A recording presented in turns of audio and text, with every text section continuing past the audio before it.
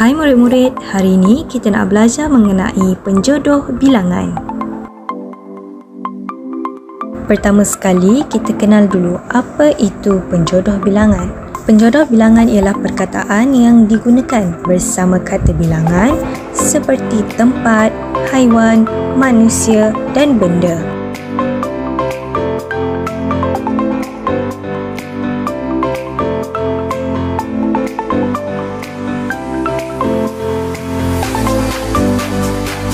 Sekarang, mari kita baca bersama petikan Indahnya Kebun Datuk.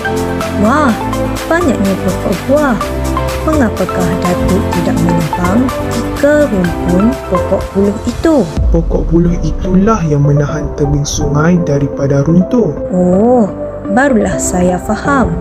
Datuk, apakah fungsi tintin kosong yang diikat dengan seutas tali itu? Tintin kosong itu berfungsi untuk menghalau haiwan yang merosakkan buah-buahan di sini. Bunyi tintin kosong itu akan menakutkan haiwan tersebut. Sekarang kita lihat pula penjodoh bilangan satu persatu. Pertama sekali, sepasang. Penjodoh bilangan sepasang digunakan untuk benda yang berpasangan. Contohnya, anting-anting dan juga kasut. Seterusnya, penjodoh bilangan rumpun. Penjodoh bilangan ini digunakan untuk tumbuhan yang tumbuh rapat. Contohnya, serai, pandan ataupun tebu. Seterusnya, sebatang. Digunakan untuk menunjukkan benda yang panjang ataupun tinggi. Contohnya, lilin ataupun galah. Penjodoh bilangan sebuah pula digunakan untuk benda yang besar dan tidak tentu bentuknya. Contohnya, kereta dan juga pasu. Penjodoh bilangan sekawan pula digunakan untuk kumpulan haiwan. Contohnya, gajah atau burung.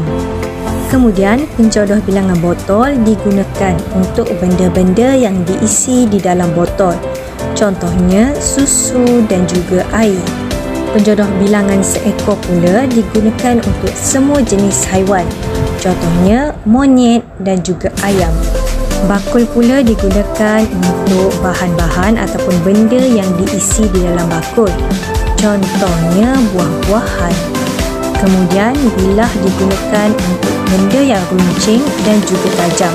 Contohnya, kapak dan juga pisau. Deret pula digunakan untuk benda yang tersusun dalam satu barisan.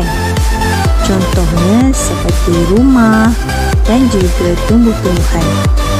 Akhir sekali, bekas pula digunakan untuk benda yang diikat bersama. Contohnya, lidi dan juga kayu. Tugasan hari ini, murid-murid perlu salin semula ke semua penjodoh bilangan yang telah kita pelajari dan kemudian bina ayat berdasarkan penjodoh bilangan tersebut. Kemudian, jawab latihan dalam buku aktiviti jilid 2, muka surat 43.